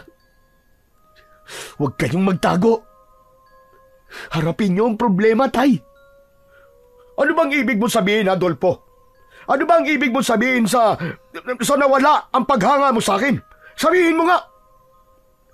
Wala akong kailangan sabihin sa inyo, Tay. Dahil alam niyo sa sarili niyo kung anong ibig ko sabihin. Ibinaba ni Mang Lucas ang nakakuyom nitong kamao na tangkasan ng isusuntok sa kanyang muka. Kasunod ng pagbaba ng tingin nito sa maruming damit ni Dolfo, lumayo ang kanyang ina nang masiguro nitong hindi na siya sasaktan ng kanyang ama. Tila ba naintindihan ni Mang Lucas kung ano ang ibig niyang sabihin. Kaya't umalis ito sa kanyang harapan at lumabas ng bahay. Kaya naman, nagkaroon ng pagkakataon ng kanyang ina para punasan ng dugo sa labi ni Dolfo. Sinabi nitong pagpasensya niya ang ugali ng kanyang ama. Ngunit madalas namang ginagawa ni Man Lucas ang pananakit nito sa kanya, lalo na kapag tungkol sa kapatid nito ang pinag-uusapan. Hindi ko po habang buhay na magpapasensyaan si Tatay, Nay. Papasok na po ako sa loob ng kwarto ko, Nay. Si Tatay na lamang po ang asikasuhin niyo. Tumango ng malungkot si Aling Merced bilang tugon sa pakiusap ni Dolfo. Masakit din naman para kay Dolfo ang mapagsalitaan niya nang masakit ang kanyang ama. Kaya't mabigat ang hakbang nang pumasok siya sa kanyang silid. Nagpalit muna siya ng damit bago kinuha ang ngipin ng kapre sa kanyang bulsa at sinimulang gawing kwintas gamit ang tali na nakatabi sa lumang aparador niya. Nang matapos si Dolfo sa kanyang ginagawa, ay saka lamang siya nahiga sa kanyang katre. Dala ng matinding pagod at pananakit ng kanyang katawan, hindi niya na namalayan kung paano siyang nakatulog. Kinabukasan ay maagang nagising si Dolfo. Hindi na niya naabutan si Mang Lucas dahil maaga itong pumasok sa barangay. Nalaman na lamang niya sa kanyang ina na doon nagpalipas ng gabi ang kanyang ama. Buong araw siyang hindi lumabas ng bahay dahil pinaghahandaan niya na ang pinaplanong gagawin niya mamayang gabi. Sisimulan niya na ang pagroronda ng gabing siya lang mag-isa. Saktong hindi rin umuwi ang kanyang ama dahil masama pa rin ang loob nito sa kanyang ginawa. Dinalhan lang ito ng kanyang ina ng pagkain, kaya naman malaya niyang maisa sa katuparan ang kanyang mga binabalak. Inihanda niya ang kanyang liyabe, saka nagmamadaling pumunta sa kagubatan. Mabuti na lang at maliwanag ang sikat ng buwan. Malinaw niyang naaaninaw ang daan. Bumalik si Dolfo sa lugar kung saan napatay si Daniel. Doon siya nagtago, umakyat sa puno upang makita niya ng maayos ang buong kagubatan. Hindi nagtagal ay natanaw niya ang mga nagrorondang tanod ng kanyang ama. Bumalik ang mga ito sa pinagbagsakan lupa ni Daniel. Sa tapat mismo ng punong inakyat ni Dolfo ay narinig niyang nagsalita ang kanyang amang si Man Lucas. Fernando, sa palagay ko, alam na ng anak ko ang nangyari kagabi. Kitang-kita ko na may alam siya tungkol sa aswang na bangkilan. Sumagot si Mang Fernando, kasabay ng paglinga nito sa paligid. Sinabi nito na hindi na nila maitatago ang katotohanan sa mga tao, lalo na sa mga pamilya ng mga tanod na naulila ng dahil sa kanilang ginagawa. Hindi na pumapayag ang pamilya na hindi mabibigyan ng maayos na libing ang kanilang mga kaanak. Parang nararamdaman ni Dolpo ang kirot sa puso nang marinig ang sinabing yun ni Mang Fernando. Kung nakita ni Dolpo ang ginagawa natin, natitiyak kong iniisip niyang masama akong ama. Nang magtalo kami, alam ko may gusto siyang sabihin sa akin. Nararamdaman kong hindi na kami magkakaayos ng anak ko. Ipinaliwanag ni Mang Fernando na ganun daw talaga ang mga anak. Kapag hindi nasusunod ng gusto, sumasama ang loob at hindi na nakikinig sa magulang. Magsasalita pa sana si Lucas nang bigla silang makarinig ng malalakas na paghuni ng mga hayop sa paligid. Tila may nilalang na nagbabantang umatake. Bumundol ang kaba sa dibdib ni Dolfo. Nag-aalala siya sa kaligtasan ng kanyang ama. Kaya naman, hindi napapansin ni Dolpo na biglang lumiwanag ang kanyang suot na kwintas. Maging ang kanyang liabe sa bulsa ay tila nagkaroon na rin ng kapangyarihang konektado sa ngipin ng kapre. Taktong bababa na sana siya nang biglang dumating ang 5 mga halimaw na bigla na lamang sumulpot mula sa kung saan. Hindi na siya nagdalawang isip. Bigla siyang tumalon mula sa puno at inatake ni Dolpo ang mga aswang gamit ang kanyang liabe. Lahat ay iniligtas niya. Gulat na gulat ang kanyang ama sa biglang paglitaw ni Dolpo. Ganon din ang mga tanod na humanga sa husay sa pakikipaglaban ni Dolpo. Tay! Umalis na po kayo! Iligtas niyo na po ang mga sarili niyo! Bilisan niyo, Tay! Anong ginagawa mo rito, Dolpo? Umuwi ka na! Hindi ko po kayo iiwan. Alam ko na po ang lihim niyo at ako lamang ang makakatulong po sa inyo. Biglang kinagat ng aswang na bangkilan si Mang Fernando. Bumaon ang pangil ng aswang sa balikat nito, kaya't napasigaw ito ng malakas at walang nagawa kundi ang bumagsak sa lupa. Maagap na kumilos si Dolfo. Padakot na inihagis niya ang aswang at bumalandra ang nilalang sa puno. Malakidlat niya itong nilapitan at 3 beses na suntok ang kanyang pinakawalan. Tumama ang kanyang kamao na may liyabe sa mukha ng kalaban. Dahil sa angkin lakas ng katawan at kamao ni Dolpo, halos madurog ang bungo ng aswang na bangkilan. Nakita yon ng mga tanod, pati ni Mang Lucas, na hindi na rin nakagalaw at pinanood na lamang ang ginagawang pagpatay ni Dolpo sa mga kalaban na aswang. Maya-maya pa ay biglang lumitaw ang isang nilalang na nakangising tumutulo ang malapot nitong laway na may kasama pandugo. Napasigaw ang kanyang ama dahil sa takot. Tara na, Dolpo! Tumakas na tayo! Hindi natin siya kaya! Hindi po ako natatakot sa kanya, Tay! Kailangan na silang maparusahan! Ngunit humarang ang kanyang ama na parabang ayaw nitong labanan ang aswang na nakatayo sa kanilang harapan. Umaangil ang nilalang na handa na para umatake. Subalit si Man Lucas, pilit siyang hinihila papalayo sa aswang na bangkilan. Nanlalamig ang mga kamay nitong hindi na malaman ang gagawin dahil sa labis na pag-aalala. Yun ang unang pagkakataong nakita niyang natakot ang kanyang ama. Ngunit bigla itong inatake ng aswang. Bumaon ang kuko ng halimaw sa balikat ng kanyang ama. Sabay hagis ng aswang kay Mang Lucas, papalayo kay Dolpo. Bumagsak ang kanyang ama sa lupa na agad namang tinulungan ng mga kasama nitong tanod na pareho ring mga sugatan. Hayop ka! Sinaktan mo ang tatay ko! Mamamatay ka ngayon! Patakbong sumugod si Dolpo sa aswang na nanakit sa kanyang ama. Malakapre ang bawat bigwas ng suntok ni Dolpo sa muka ng kalaban. Dumadagundong ito. 3 beses na bumagsak sa lupa ang aswang na bangkilan. Nilapitan niya ito at paulit-ulit na sinuntok ang muka ng nilalang. Bumulwak ang dugo nito sa muka at habol ang hiningang gumanti sa kanya ng kalmot. Naiwasan naman niya ang kuko nito at binali ang braso ng aswang. Muling sumigaw ang kanyang ama hanggang sa nagkaroon muli ng pagkakataong gumanti ang aswang sa kanya. Tinamaan siya ng suntok at kalmot nito sa kanyang dibdib. Kaya naman, bumagsak siya sa lupa. Sinamantala nito ang pagkakataon para tumakas. Mabilis itong tumakbo papalayo sa kanila at naglaho sa madilim na bahagi ng kakawyan. Ngunit alam niyang nasugatan niya ang kalaban. Bago niya naalala ang kanyang ama, mabilis niya itong nilapitan at tinignan ang sugat nito sa balikat. Inalalayan nila itong dalhin sa kubong madalas na puntahan ng kanyang ama at ng mga tanod nito. Kaya nalaman ng kanyang ama na narinig ni Dolpo ang pinag-uusapan ng mga ito sa pulong.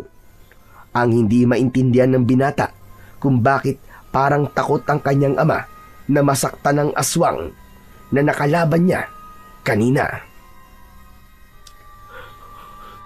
Anong ginagawa mo rito? Hindi ka dapat nandito. Umalis ka na, Dolpo. Bakit, tay? Ayaw niyo po bang malaman ko kung ano ang totoong nangyayari sa gubat na to? Kung paano kayo nagbibigay ng proteksyon sa mga hayop na aswang na yun? Makinig ka sa akin, Dolpo. Bakit ba ang tigas ng ulo mong bata ka? Kayo po matigas ang ulo, tay.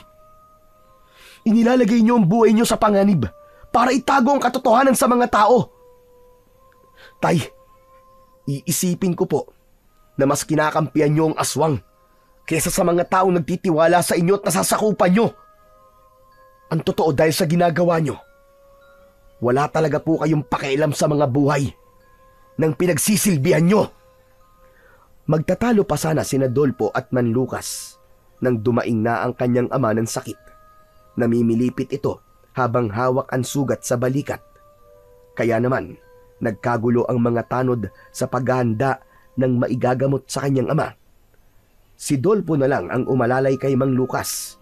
Talagang nakahanda sa kubong yon ang mga gamot para sa sugat na lika ng aswang. Dolfo, sige na, umuwi ka na. At wala kang pagsasabihan ng mga nangyayari rito. Bantayan mo na lang ang nanay mo roon. Hindi niyo ako mapipigilan, tay. Ako mismong gagawa ng paraan para maubos ang mga aswang sa baryong to. At kayo po, tay, wala kayong ibang gagawin kundi ang iparating sa mga kababaryo natin na malala na ang pamiminsala ng aswang na bangkilan sa lugar na to. Paano po kayo nakakatulog sa gabi habang ang pamilya at biktima ng aswang ay itinatago nyo? Kahit saan nyo po tignan, malinaw po, nakasabwat kayo ng mga aswang. Hindi ako kasabwat, kaya wag mo akong pagsasalitaan ng ganyan. At ano pong tawag nyo sa ginagawa nyo, tay? Si Mang Fernando. Kahit siya, hindi na po niya nagugustuhan ang ginagawa nyo. Pero dahil kayo po ang pinuno ng barangay na to, mataas pa rin ang pagpapahalaga niya sa inyo. At yun po sana ang panghawakan nyo, tay. Suklian nyo po ang pagbibigay ng respeto nila sa inyo. At huwag po kayong duwag. Manindigan kayo. Dala ng sama ng loob ay umalis si Dolpo at naglakad papunta sa kagubatan. Iniwan niyang mag-isa ang kanyang ama. Hahanapin niya ang bahay ni Lolo Gordon at doon muna pansamantalang magpapalipas ng gabi. Ngunit sa pagsapit niya sa gitna ng kagubatan, nakita niyang nakatayo ang isang nilalang na nakalaban niya kanina. Humihingal itong umaagos ang dugo sa muka. Nanggaling pa yon sa sugat mula sa suntok ni Dolfo. Talagang matapang kang hayop ka, at gusto mo nang mamatay, ha? Ngumisi ang aswang habang unti-unting humahakbang papalapit sa kanyang kinaroroonan.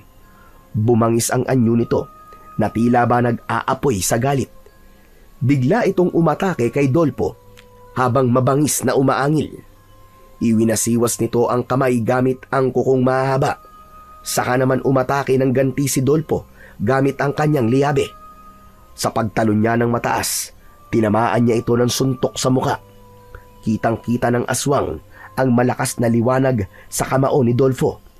Kaya sa takot ay napaatras ito at tangkasa ng tatakas, ngunit maagap na nakatalon ng mataas si Dolfo. Naharangan niya ang tumatakas na halimaw at magkakasunod na pagbayo ng kanyang kamao ang ginawa niya sa dibdib nito, pati na sa muka at sa tiyan ng halimaw.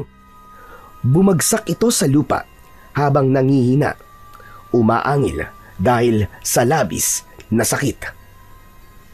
Hayop ka! Marami na kayong pinatay! Hindi araw-araw ay piyesta para sa inyo. Dahil ako na ang puputol sa mga sungay nyo! Mga demonyo kayo! Iniangat ni Dolfo ang kanyang braso sa ere at buong lakas niyang isinuntok ang kanyang kamao na may liabe, padiin sa muka ng kalaban. Dalawang magkakasunod na suntok sa muka ang ginawa niya, kaya't bumaon sa lupa ang ulo nito dahil sa malakas na puwersa ng kamao ni Dolfo.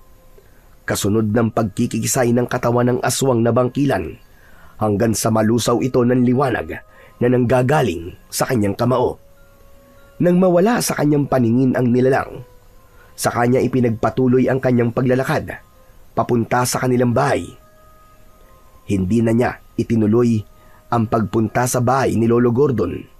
Hindi niya maipaliwanag ang lungkot nang mapatay niya ang aswang na tila ba may ibig sabihin ang pag-angil nito, lalo na ang paghawak ng aswang sa kanyang braso. Tila ba may isang tao siyang naalala. Pagkalipas ng ilang minutong paglalakad, ay narating niya ang kanilang bahay habang hawak ang palawit ng kwintas at ang liabe sa kanyang kamao. Pagpasok niya sa kanyang silid, ay nagpalit siya ng kanyang damit. Dumiretso siya ng higa sa kanyang katre. Itinabi niya sa ilalim ng unan ang kanyang liabe at kwintas. Saka nahulog sa malalim na pag-iisip habang nakatingin sa bubong ng kanyang kwarto. Inabukasan ay nagulantang si Dolfo sa kanyang pagkakahiga nang biglang pumasok sa kanyang kwarto ang galit na si Mang Puroy. Kinuwelyuan siya nito sa damit habang paulit-ulit siyang pinagsusuntok sa muka. Wala itong pakialam kahit saan tamaan si Dolfo. Maging ang kanyang inang umaawat dito ay itinulak ng galit na si Mang Puroy. Hayop ka! Papatayin kitang animal ka! Papatayin kita! Sandali po! Bitiwan niyo po ang damit ko! Ano bang problema niyo sa akin? Problema? Ito ang magiging problema mo, lintik ka! Paulit-ulit na sinuntok si Dolfo ni Mang Puroy. Bawat pagbagsak niya sa sahig na kawayan ay nilalapitan siya nito at panayan suntok sa iba't ibang parte ng kanyang katawan. Kaya hindi siya nakakagalaw, ni hindi siya makaganti. Nagulat siya sa biglang pagwawala ng kanyang tiyuhin. Wala siyang natatandaan na may ginawa siyang masama para saktan at bugbugin siya nito. Maya-maya pa ay biglang dumating ang kanyang amang si Man Lucas. Pinigilan nito ang nagwawalang kapatid. Kuya, ano ba yan? Kuya, tama na! Huwag mong saktan ang anak ko! Tama na! Sa halip na makinig, ay ito naman ang binalingan at binugbog ng kanyang tiyuhin. Dinuro nito ang muka ni Mang Lucas, kaya kahit nangihina ay bumangon si Dolfo. Sinugod niya si Mang Puroy at paulit-ulit niya rin sinuntok ang muka nito. Ayos lang! Nabugbugin mo ko! Kahit hindi naman ikaw ang nagpapakain sa akin. Pero ang sakta ng tatay ko sa harap ko. Kahit nakapatid ka pa ni tatay, hindi ako magtitimpe para palampasin to, tandaan mo yan!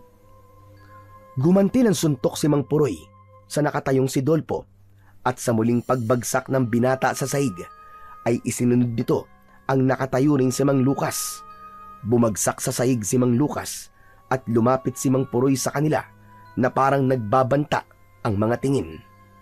Hindi alam ni Dolfo kung saan hinuhugot ng kanyang tiyuhin ang galit nito. Nanginginig ang labi nito na kulang na lang ay kainin sila ng buhay ng kanyang tiyo Puroy. Ito ang tatandaan yung mag-ama. Humanda kayo dahil papatayin ko kayo. Papatayin ko kayo! Bakit ba nagkakaganyan ka, Hapuroy? Anong kasalanan namin sa'yo? Wala kang karapatang magtanong, Lucas. Basta't papatayin ko ang anak mo. Tandaan mo yan! Yun lang ang sinabi ni Mang Puroy at lumabas na kagad ito ng silid ni Dolfo. Saka lang naalala ng binata ang kanyang ina. Nawalan ito ng malay sa lakas ng pagkakauntog nito sa dingding. Mabuti na lamang at nagising din ito nang alalayan ito ni Man Lucas. Inihiga na muna ng kanyang ama si Aling Merced bago nagsalita si Man Lucas. Bakas sa mukha nito ang matinding takot. Anak, sige na. Mag-impake ka na ng gamit mo. Aalis tayo. Napakunot ang noo ni Dolfo.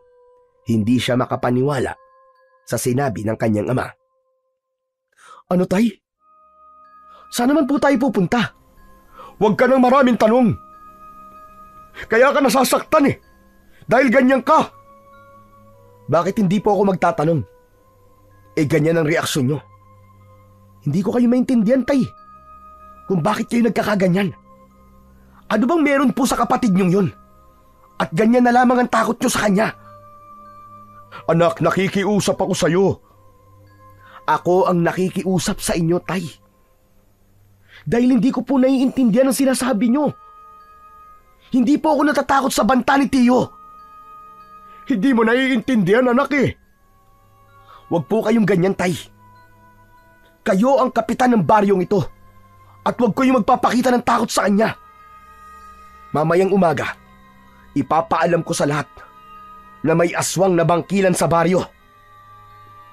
Anak, sabihin mo, may ginawa ka ba kagabi? May napatay ka bang aswang kagabi, anak? Bakit po, tay? Kung sabihin ko po bang meron, pagagalitan niyo na naman po ba ako? Hindi na nakasagot si Man Lucas. Agad itong napasalampak ng upo sa saig habang nanginginig ang mga kamay. Hindi ito makatingin sa kanya at malilikot ang mga mata na tila nahihirapang mag-isip. Bumundol ang kaba sa dibdib ni Dolfo. Biglang tumayo ang kanyang ama at hinawakan ng kanyang kamay. Nanlalamig ang mga kamay ni Man Lucas at hinila silang dalawa ng kanyang ina papunta sa kagubatan. Tay, sandali, ano ba? Bitiwan niyo nga po ang kamay ko. Hindi ako sasama sa inyo. Babalik po ako sa bahay. Iwinasiwas ni Dolfo ang kanyang kamay at tumakbo papalayo sa kinatatayuan ng kanyang mga magulang. Si Mang Lucas ay nahabol na lamang ng tanawang anak. Si Aling Merced naman ay nagtataka sa nangyayari sa paligid nito. Kahit naririnig ni Dolfo ang sigaw ng pagtawag sa pangalan niya ng kanyang ama, ay patuloy siya sa pagtakbo, pabalik sa kanilang kubo. Dumiretso siya sa kanyang kwarto at kinuha niya ang kanyang liabe, maging ang kanyang agimat sa ilalim ng kanyang unan. Hinintay niyang bumalik ang kanyang ama at ina. Galit na galit itong pinagsabihan siya. Subalit, wala nang makakapigil sa kanya. Pagsapit ng gabi, narinig ni Dolfo ang ingay sa labas ng kanilang bahay. Naipamalita na sa lahat ni Mang Fernando ang buong katotohanan tungkol sa mga aswang na bangkilan na namemerwisyo sa kanilang baryo. Isang bagay na ipinagpasalamat ng binata dahil may gumawa na nun para sa kanya. Sinugod ng mga tao ang kanyang ama habang dala ang mga sulo ng kawayan. Matapang itong hinarap ng kanyang ama at inamin na totoo ang tungkol sa aswang. Lalong nagkagulo ang mga tao na nagpalinga-linga sa paligid. Bakas sa mukha ng mga ito ang takot at pag-aalala. Ngunit natigilan silang lahat sa biglang pagdating ng 100 nilalang na kanina lamang ay pinag-uusapan pa nila. Nakatayo ang mga ito sa kanilang harapan, isang mahabang linya na tila mga hayok sa laman ng tao. Ngayon ay alam na ninyo ang tungkol sa lahi namin. Kailangan na namin kayong patahimikin. Magsitago kayo! Iligtas niyo ang mga sarili niyo, dali! Wala ka nang magagawa sa pagkakataong ito. Dahil uubusin ko kayong lahat. Hindi na ako magtitimpi sa inyo. Sinagad nyo na ang pasensya ko! Tila hindi pinansin ng mga tao ang sinabi ng pinakapinuno ng aswang. Abala ang mga ito sa pagtakas at pagtatago. Ang iba namang mga kalalakihan ay kumuha ng kani-kanilang mga sandata sa kanilang bahay at sumama sa pagharap ni Dolpo at Manlukas sa mga kalaban. Kasunod ng pagsenyas ng mga aswang ang pagsugod naman ng mga alagad nito ng sabay-sabay. Dahil sa malakas na puwersa ng kalaban, hindi nagawang mailigtas lahat ni Dolpo ang mga kababaryo. Kaya naman, hinarap niya ang pinuno ng aswang habang umaangil itong mapupula ang mga mata. Nakangising, nakalitaw pa ang malalagari nitong mga ngipin. Nakadipa ang braso at kitang-kita ni Dolfo ang mahahaba nitong mga kuko. Makintab din ang kulay itim nitong balat na nakadagdag sa mas nakakatakot nitong itsura. Sige, patayin lahat ang kumampi sa walang kwenta niyong kapitan. Pinatay niyo ang anak ko, kaya magbabayad kayong lahat! Kuya! Itigil mo na to! Nakikiusap ako sa'yo! Tama na! Ano, Tay? Kuya? Anong ibig sabihin nito, Tay? Dolfo, siya ang tiyo mo. At napatay mo si Raul ng gabing sinalakay nila tayo sa gubat. Siya si Kuya Puroy. Ano? Pero paano nangyari ito, Tay? Ngayong alam mo na, Dolfo, kung bakit kita papatayin. Huwag ka nang lumaban para mabayaran mo ang pagkamatay ng anak ko si Raul. Buhay ang kinuha mo sa akin, kaya buhay rin ang magiging kapalit. Biglang pinanghinaan ng loob si Dolpo. Paano niyang lalabanan ang kapatid ng kanyang ama? Ngunit nang makita niya ang mga tao na sugatang nakahiga sa lupa at nakakalat ang mga sulo, bigla siyang natauhan. Kaya siguro pinoprotektahan ng kanyang ama ang mga aswang ay dahil alam na nito sa simula pa lamang na ang aswang ay si Mang Puroy at Raul. Kaya bumangon ng galit sa kanyang dibdib at sa kanyang amang, si Mang Lukas. Kung hindi ko kayo maaaring saktan, pipigilan ko na lamang kayo sa paggasik nyo ng lagim. Hindi mo na ako mapipigilan. Buhay ng anak ko ang kinuha mo, kaya buhay mo rin ang magiging kabayaran. Sa gitna ng kanilang bakuran, nagsalpukan ang dalawang nilalang na makapangyarihan, kuko laban sa liyabe. Bawat pagbitaw ng suntok ni Dolfo ay naiiwasan yun ni Mang Puroy. Saktong pagganti nito ay tinamaan ng kalmot sa dibdib si Dolfo. Bumagsak siya ng pasadsad sa lupa hanggang sa paanan ng kanyang amang natitigilan. Ni hindi ito makagalaw dahil sa labis na takot. Isang bagay na mas lalong nagpahirap sa kalooban ni Dolfo. Hindi siya makapaniwalang naduwag si Manlukas na lumaban para sa kanyang nasasakupan. Muling umatake ang mga aswang sa gawi ng mga tao. Napuno ng ingay ang buong paligid. Ang mga alikabok ay sumama sa hangin dahil sa komosyon ng pakikipaglaban ng tao para sa kanilang mga buhay. Bumagsak ang mga tao sa lupa habang sugatan at napapalibutan ng mga alagad ni Mang Puroy. Natigilan ang lahat sa pagdagundong ng malakas na yabag ng paa. Nagmumulayon sa kakawyan at halos manlaki ang mga mata ng lahat ng tao, pati ng mga aswang. Nang mula sa kakawyan ay lumitaw ang isang kapre. Walang iba kundi si Barok. Dala ang tabako nito na nagbabaga pa. Ginamit niya yung sandata para ihampas sa katawan ng mga aswang na naghahari-harian sa baryo. Bawat dampot at paghagupit ng tabako ni Barok ay isa-isang tumitilampsik ang mga aswang. Sabay-sabay na bumangon ang mga kalalakihang sugatan at inabangan ang pagbagsak ng kalaban, saka pinagtutulungan ng mga ito na patayin gamit ang itak at 2x2. Hindi! Hindi maaari! Paano naging kakampi nyo ang kapre? Ito na ang katapusan nyo! Katapusan na ng pamiminsala nyo sa baryong to! Ang 100 alagad ni Mang Puroy ay unti-unting nalagas. Idagdag pa ang pagdating ni Lolo Gordon na panay ang pakawala ng palaso sa ere. Bawat bitaw ni Lolo Gordon sa hawak nitong pana ay isa-isang bumubulagta ang mga bangkilan sa lupa habang nagkikikisay ang katawan at bumubula ang bibig. Ano ba tinitingin-tingin mo, Dolpo? Patayin mo na ang pinuno! Wag! Wag, anak! Kapatid ko siya! Kaya't nakikiusap ako sa'yo! Hindi ka niya kapatid! At kahit kailan, hindi ka itinuring na kapatid ni Puroy! Kaya magising ka na sa katotohanan, Lucas! Hindi mo kadugo ang halimaw na yan! Mabuti naman at sinabi mo na rin sa wakas, tanda. Papatayin ko rin naman kayo. Kaya mabuti nang malaman ng kapatid kong Hilaw na ako ang pumatay sa mga magulang niya. Ang mga magulang na umampon sa kanya. Ako rin ang pumatay sa asawa mo, tanda. Naghihiganti ako dahil ako lang ang ginawang aswang ng mga magulang naming Hilaw. Ano? Anong ibig mo sabihin, kuya?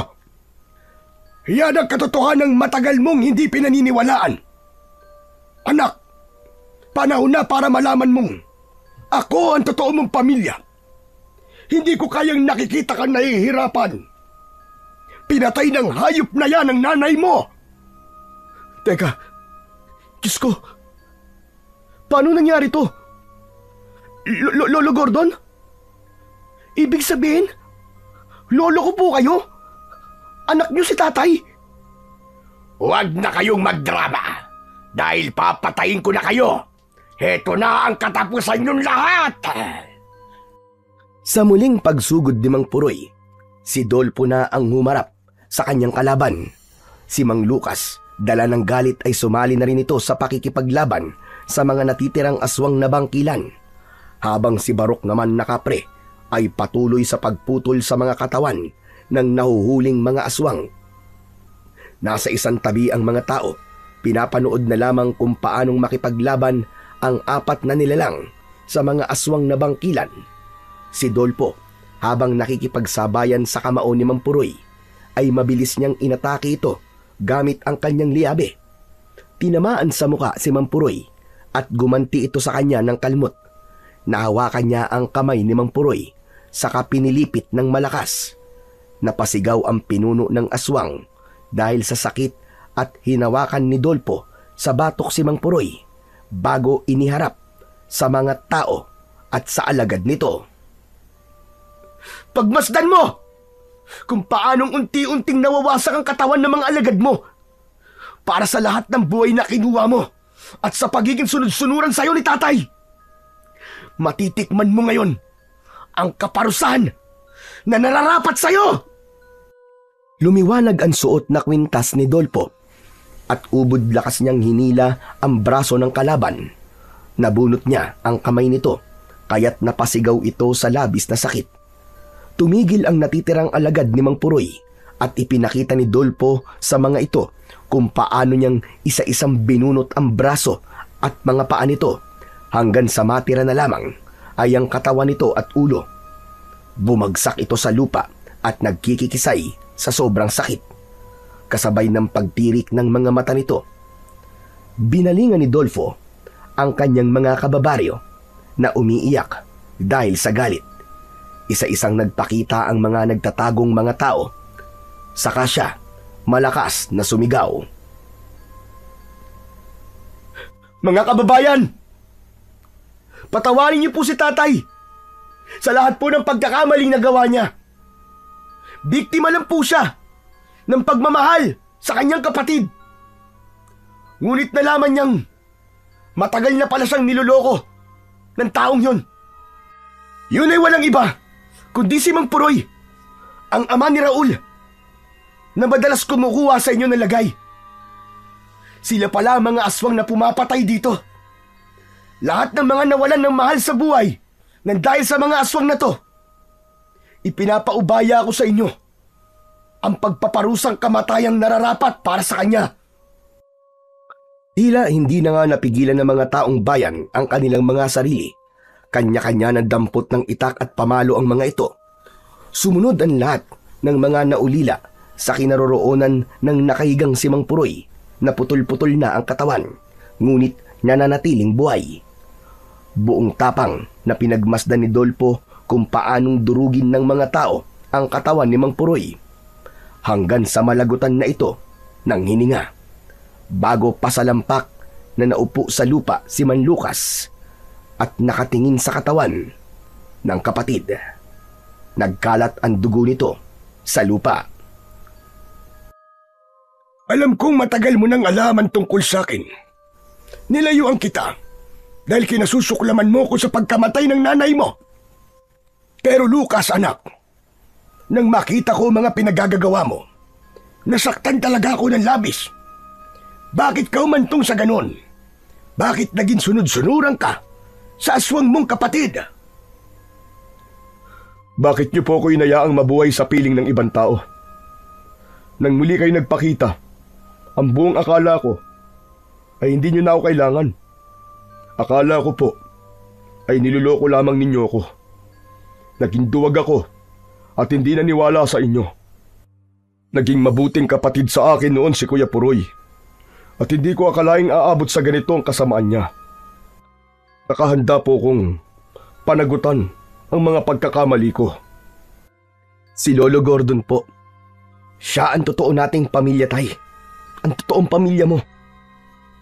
Kaya wag na po kayo malungkot. Dahil ang kamatayan lang po ni Tiyo Puroy ang paraan para matigil ang pagpatay ng mga aswang sa mga tao. Patawarin niyo rin po ko, tay. Sa lahat po ng mga nasabi ko sa inyo. Wala kang kasalanan, anak. Ipinagmamalaki kita sa lahat na hindi ka pumanig sa kasamaan at naging matapang sa pagharap sa mga aswang na may sariling paninindigan. Niyakap ni Dolfo ang nakaupong ama at inilalayan sa tabi ni Lolo Gordon. Nagyakap din ang mag-amang matagal nang nagkahiwalay, habang si Dolfo ay nilapitan ang nakatayong kapre na si Barok. Dumampot ito ng sulo at sinindihan ang baga ng tabako nito na namatay. Habang ang mga tao ay tahimik at magkakatabing nakatingin lang sa kapre. Bakas ang takot sa mga mata ng mga tao, ngunit dahil sa pagtulong sa kanila ni Barok, nagawa nilang talunin ang maraming aswang na bangkilan. Kaya lang, may kasalanan pa rin siya sa kapre. Nagsimulang humithit ng tabako ang kapre habang nakatingin sa nagkalat na katawan ng mga aswang sa lupa. Halos matakluban ng makapal na usok ng tabako ang muka ni Barok bago ito ngumisi sa kanya. Nakatingin ito sa suot na kwintas ni Dolpo at ng liyabe na nasa kamay ng binata. Kaibigang kapre, Barok, maraming salamat sa tulong mo, ah. Ayos ka. Ako ang dapat na magpasalamat sa iyo, Dolfo.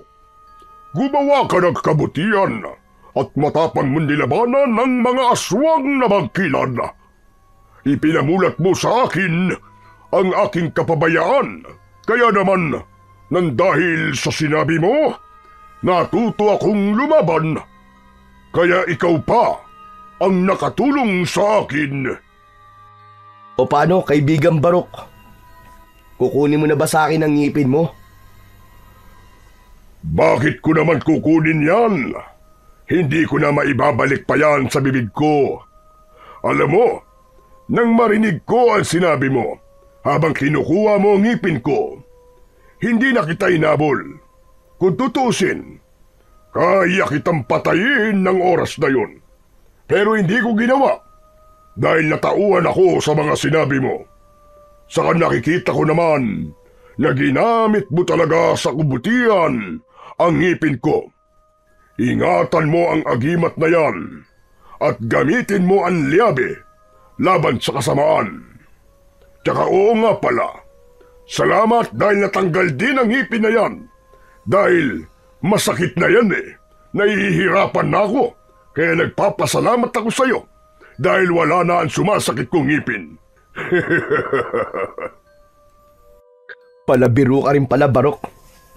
Pero Barok, seryoso. Maraming salamat. Ayos na ayos ka. Wala yun. Sige na.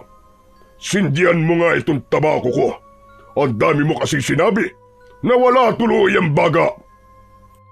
Napapangiting dinampot ni Dolfo ang sulo sa lupa at sinindihan ang hawak na tabako ng kapre. Nagpapasalamat ito sa kahinaplos ang kanyang ulo. Barok, saan ka ba bumibili ng tabako? Ginagawa ko lang ito. Paraan ko lang ito para magmukha ako nakakatakot sa mga mata ng mga taong walang tigil sa pangangaso sa kagubatan. Bali sa akin iniatang ang responsibilidad para bantayan ang gubat. O paano? Aalis na ako, kaibigan Dolfo. Lahat ay natuwa sa pagpapaalam ng kapring si Barok. Naintindihan ng mga tao na may mga nilalang na nagbabantay talaga sa kalikasan. Isang tagpong hinding-hindi makakalimutan ng mga taong nakakasaksi sa kapre.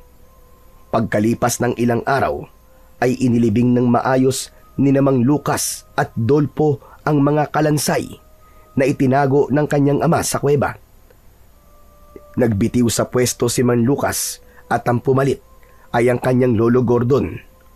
Bumalik ang katahimikan sa baryo at ang perlas naman ng pagkaaswang na nakuha sa katawan ni Mang Puroy ay isinama nila sa hukay ng mga alagad nitong bangkilan.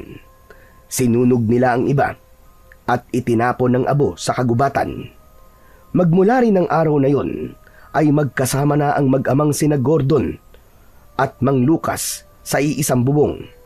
Sinusulit nila ang mga panahong nawala sa kanila, habang si Dolfo naman ay katulong ni Lolo Gordon sa pagpapatupad ng katahimikan sa baryo, kasama si Mang Fernando na siya namang nagbabantay sa kagubatan para sa mga pumapasok na mga ngaso. Ang pagtaklob sa kasalanan ng iba ay katumbas rin ng pagpatay sa mga biktima. Ayon nga sa 1 Kapitulo 8, versikulo 32, ang pagtataklob sa kasalanan ay maaaring magturo ng maling aral na ang katotohanan ay pwedeng itago kung may mabuting layunin. Ngunit sa pananaw ng maraming espiritual na turo, ang katotohanan ay may kapangyarihang magpalaya. Mapapatawad mo lang ang iyong sarili kapag nagawa mo ng itama ang iyong pagkakamali.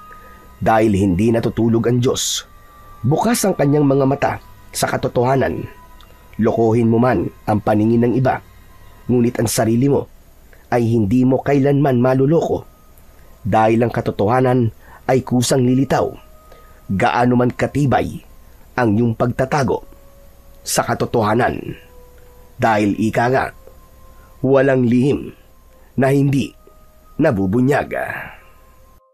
Kaya ang sikreto lang ay gumawa ng tama at mag-ipon ng kabutihan dito sa ating daigdig para pagdating ng panahon ay kabutihan din ang iyong aanihin.